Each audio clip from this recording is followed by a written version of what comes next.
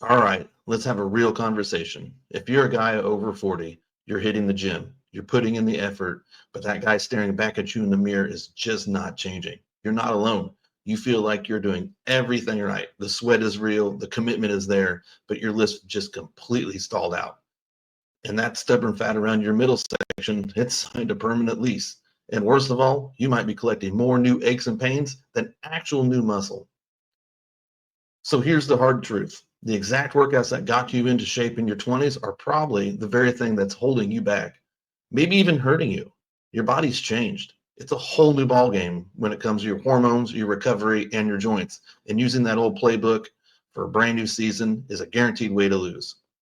So here's what I'm going to do. In this video, I'm going to break it down to you to the 5 biggest mistakes I see guys making. And I'm going to give you a simple science-based framework to finally start building real muscle again. We're talking about smart, sustainable changes that work well within your body, not against it, so you can get the results without living in the gym and destroying your joints.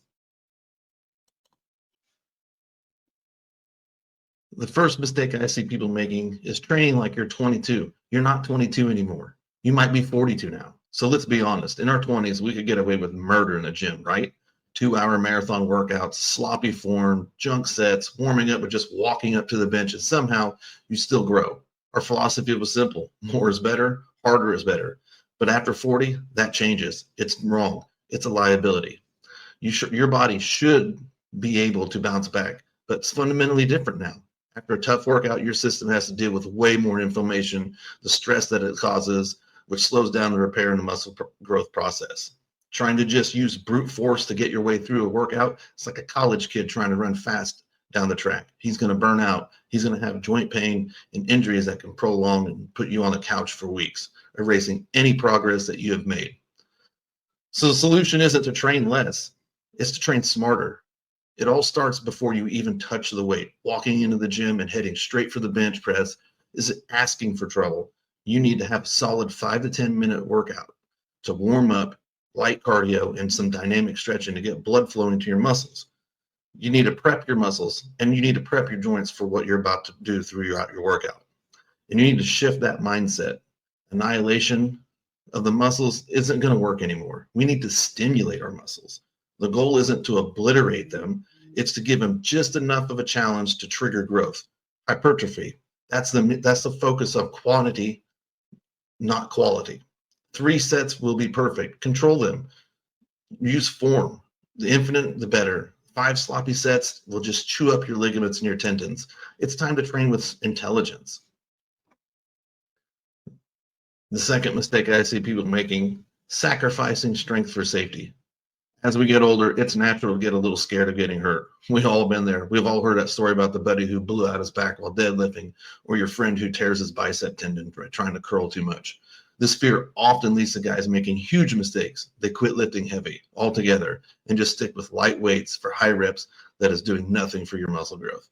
While we must feel safer and lift smarter, you're missing out on the most powerful ingredient of muscle growth: mechanical tension. You have to challenge your muscles to grow by increasing load. Of course, the opposite just isn't bad either. The ego lifter who refuses to admit he's not 25 anymore, he's going to get hurt. He's going to keep chasing these personal records of shaky form, and that's a one-way ticket to getting injured.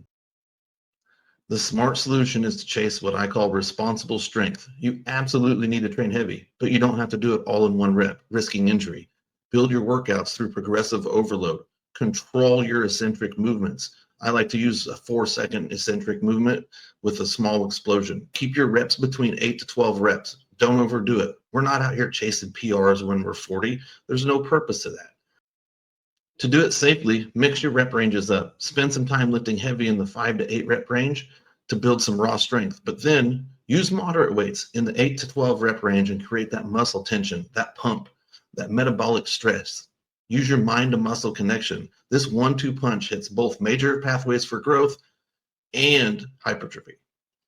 And the golden rule is first form, always. If you can't control the weight throughout the entire rep, it's too heavy. Put it down, take some weight off. We're not out here chasing ego. Drop it at the door and own the weight that you can handle. You're only going to be building lasting strength without any setbacks. To do it safely, mix your rep ranges up. Spend some time lifting heavy in the 5 to 8 rep range to build some raw strength, but then use moderate weights in the 8 to 12 rep range and create that muscle tension, that pump, that metabolic stress.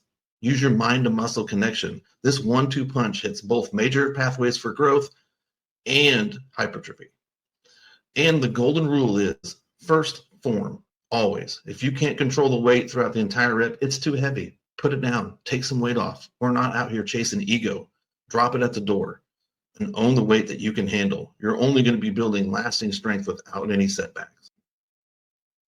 The third mistake I see is you're under eating the most important macronutrient, protein. You could have the best workout on the planet. You could have the most dedicated person in the gym. But if your nutrition is off, you're not going to build muscle. It's like hiring a team of master builders and then not giving them any bricks to lay. The single most common mistake I see is guys over 40 is they're not eating nearly enough protein. And here's why it's critical. As we age, our bodies get a little bit less efficient at using this protein we eat to build muscle. It's a well-documented phenomenon called anabolic resistance. It means that post-workout shake of 20 grams of protein that worked like magic when you were 22, it's not going to cut it anymore.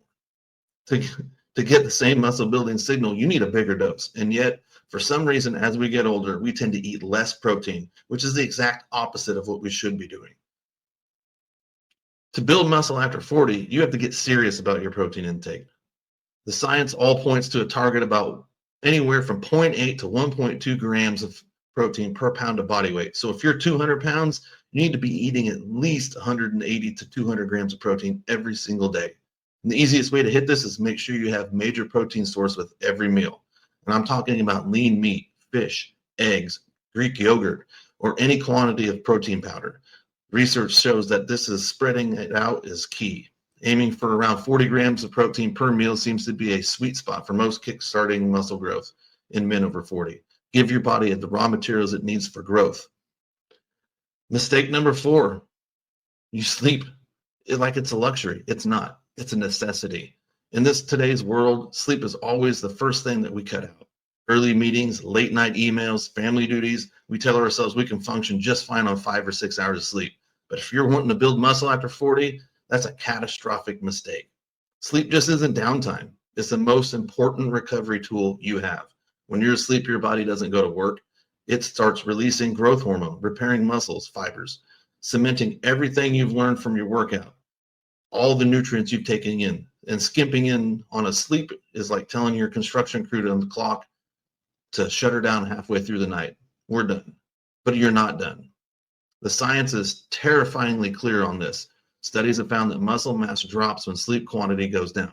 And even in the hours in the bed are the same. Poor sleep also tanks your testosterone while cranking up cortisol, the stress hormone that tells your body to store fat and break down muscle. And that's serious. It's a serious problem. The solution? You have to protect your sleep like it's the most important part of your training, because it is.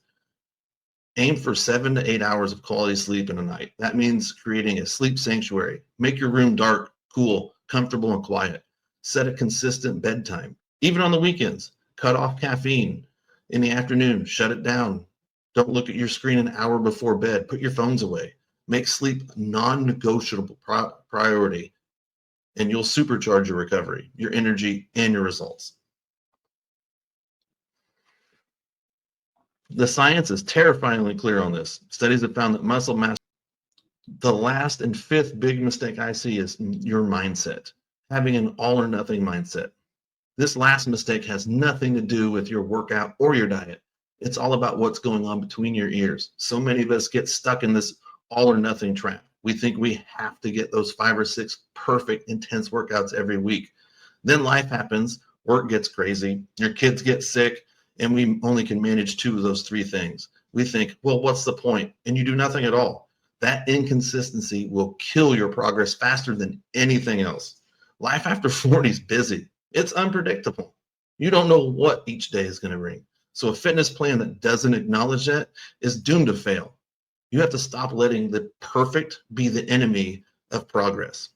You can make some fantastic progress training in just 2 or 3 times a week, as long as these sessions are focused and you push yourself consistently. And a good enough plan will always be better than a perfect plan. The answer is to build a routine that you can actually stick to. Look at your week. Block out 2 or 3 non-negotiable times for your workouts. Treat them like a meeting with your CEO. And on the days that you just can't make it to the gym, don't just throw the towel in. Do something. Be active. Go on a 20-minute walk. Do some push-ups. Do a body weight circuit at home. Do anything. Get some stretching in. It doesn't matter. As long as you keep moving, you will burn calories. It's better than zero. It's better than sitting on the couch, because that can be detrimental to your metabolism. And when you're 40, your metabolism's all you have left to hang on to. You got to keep it moving. So ditch that all or nothing mindset and adopt something is always better than nothing attitude, because that will keep you in the game for a long haul and build a body that's strong and resilient for decades to come.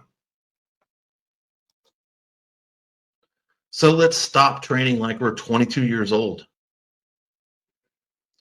So let's stop training like we're 22 years old, because we're not. Guess what? We're 40 or older. Things have changed. So let's stop being terrified of that. Don't let that scare you. Don't let that crush your ego. Now's the best time of our lives to grow, and nothing feels better than that. So quit starving your body of all its protein and the sleep that you need to grow, and get stuck out of that rut that we're all stuck in. And let's move forward. The good news is every single one of these things can be managed. Building muscle after 40 isn't that hard. It's not a secret pill. It's not a hidden science. It's about staying consistent and putting the right building blocks in the right place. And if you need help with that, I have the perfect bodybuilding blueprint for that. So send me a DM, comment below, and let's get started on life after 40.